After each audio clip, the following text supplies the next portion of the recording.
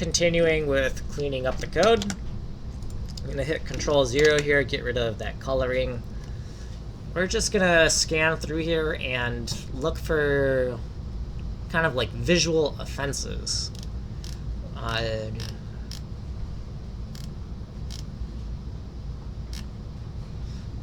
anything that's odd. Like this is not consistent. I get why we're clustering this together, because they are all kind of like related.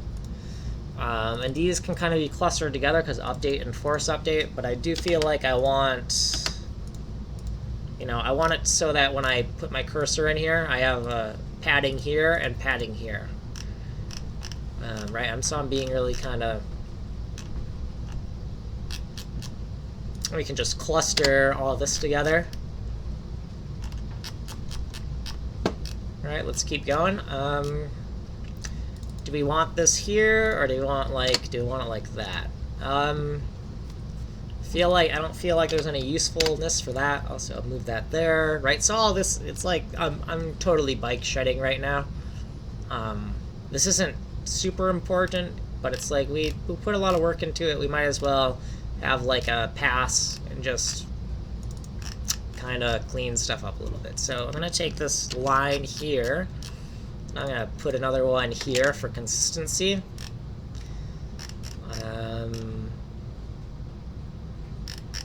Private variables. Let's remove this space right here.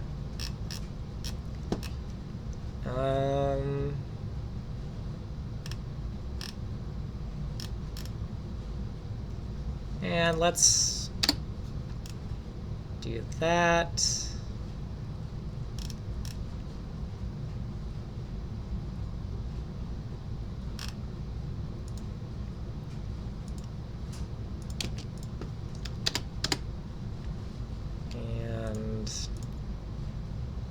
Source rectangle, destination rectangle. Okay, that's why it's that way.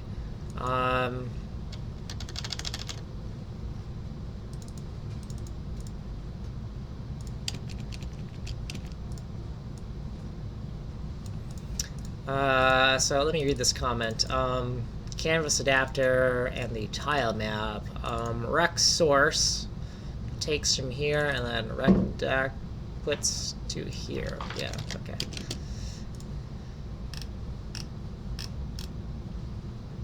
Okay, there's our main function.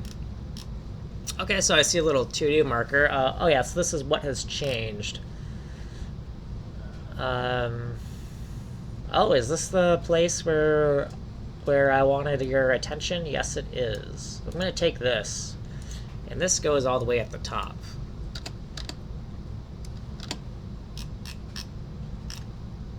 And let's put a little breakpoint right here. And we are going to put it not quite all the way at the top. I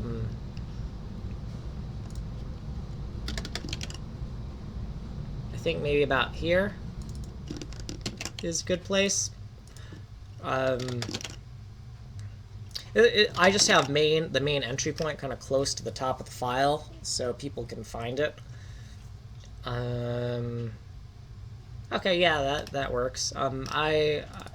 These globals need to be above this. Well, they might not need to be, but I'm not going to risk it right now. Let's make sure I don't break anything. So let's go back and... Okay, so that's as expected. Okay, nothing unusual going on. Let's go through my breakpoints.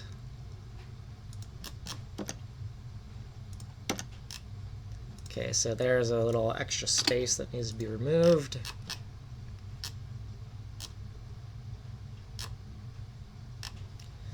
I think I had changed my mind on where these lines needed to be, because I'm changing things I already formatted previously, but whatever.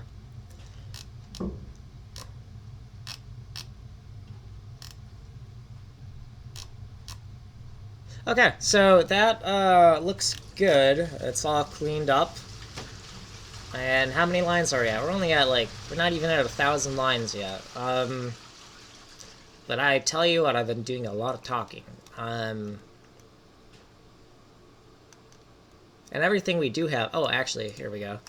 Everything we do have has been, you know, thought out very well. So it's like, even though it's only less than 1,000 lines of code, and it's not that much code, I think that everything has been very well thought out and justified. You know, so we got a quality over quantity thing going here. Let's try to line everything up. It looks like we got like an extra space here. Okay, so that looks good. Anything else? Nah, okay, I think we're good. We're good enough. We could pepper everything with some use stricts everywhere. Why don't we do that? How much time I got? I got 14 more minutes. So I'm just gonna use strict everywhere.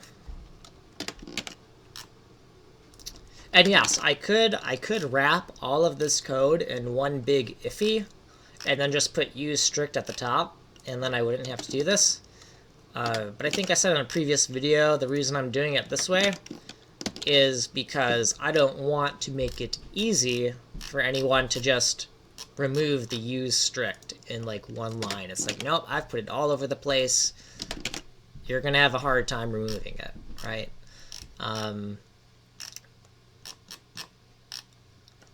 Okay, and use strict, and put a use strict there as well. You already have a use strict. So the worst thing that can happen to us after we put this everywhere is that we find some problems. And notice that I'm not putting it in these sub-functions, I'm putting it at like these top-level functions. I mean, I could put it in other places, but I'm going to be satisfied enough by just putting it into the top levels. Okay, so we got that. Let's refresh and see if anything is going to report back as completely busted. And yeah, we got something. So per x, so that would be percentage x. Okay, and per x. Okay, so it looks like what we forgot to do here is declare the variable, and so it probably got declared as a global. But I think, yeah, that's probably what happened. So let's go look for percentage x. Oh, hey, look, and it's right down here where I can see it. Yep, those are okay. So that's all I gotta do, and I think that's okay. So let's rerun the code and see what happens. Okay, so now it's still working, and if I look in the console, let's refresh. And no errors are happening in the console, so we're good. We're like, this is good. So we can move across the world with our camera, and our camera is snapping to units of the camera size, basically, right? So we're up here at the top right, and we move down and then left. We've moved one camera down and one camera left.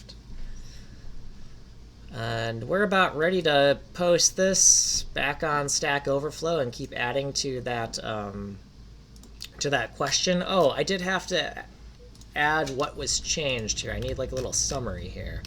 What has changed? So let's see. One, when pressing arrow keys, the camera will move exactly one camera in the direction of arrow press. Alright, that's basically what that's all we did, really. When pressing the arrow keys, the camera will move exactly one camera in the direction of arrow press. Yeah, okay, that's good enough. If I want to, I could make this colored. I mean, I'm the only one who's going to notice the color, because nobody else uses this weird syntax highlighting. But I could, since this is the part that really merits, like, attention, I could color it, and then I gotta still want it to be within my column limit here. And we forgot, no, okay. Well, that's more for my personal use, right? So when I'm looking at my code and I open this up, I can scroll through it, and when I scroll through it to get a good feel for like what's there, like that orange section is just going to catch my eyes and be like, oh, that's the thing right there, that orange thing. With that, I think we're done here. We got something working. We got a camera that snaps around that we can control. Like I said, the next thing that I think I want to do is just have some type of tweening logic to make it kind of smoothly transition when we move the camera. And that's just because right now you really can't tell that there's a camera that's moving around, but it's there. It's just snapping. Also, we might want like plus and minus keys to zoom in and out. Oh man, I'm really tempted to just add that right now. How hard would that be? So we just do plus and minus, and then that would zoom in and out. Do I want to do that? Well, that's also something I want to add a transition to as well. So it'd be good to do now. Okay, I'm gonna stop the video, and it's kind of late already. I'm gonna think about it. I might add it now, I might not. Nah, I think if I added it now, it would definitely help communicate what's going on more, right? Because then you could zoom out, and by pressing minus, and then you would see what you saw at the beginning of the last video, and then when you press plus, you can go and zoom in, and then you press the arrow keys. Yeah, that would be good. So we're going to add that. We're going to add zooming in and zooming out, and then we're going to be done, even though I already took all this time to clean up all the code. So, but no, that needs to be, it's way too easy to implement, right? It has this low threshold of, it's going to be really easy to add that in right now. And the bang for your buck, like how much better it's going to make this code sample, is like, the payoff is great. So this is like low effort, high reward is what we're going to do next. So after that, then we'll be done. Then I'll upload all these videos to YouTube.